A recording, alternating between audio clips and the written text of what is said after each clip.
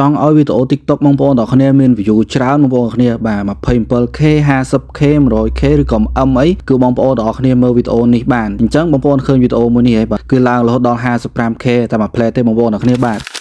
ជាដំបូងគឺបងប្អូនទាំងគ្នាចូលមកកាន់ TikTok បងប្អូនមកបន្ទាប់មកគឺបងប្អូន select លើវីដេអូដែលបងប្អូនចង់ឲ្យវីដេអូបងប្អូនទាំងគ្នា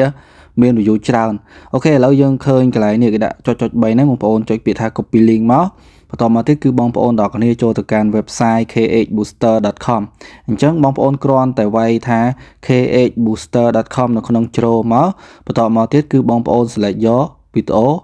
view ហើយកន្លែង category នេះគឺយើងយក TikTok video view មក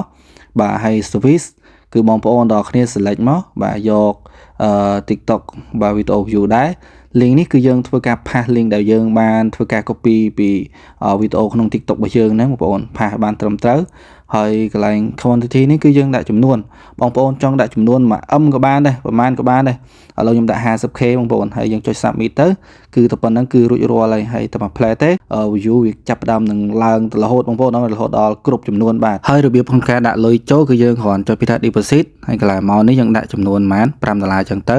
បងប្អូនចុច pay now ទៅវាចេញ QR code ដល់បងប្អូនធ្វើការដាក់ប្រាក់ហើយយើងអាចដាក់តាមធនាគារស្រុកខ្មែរបានបងប្អូនគ្នាបាទ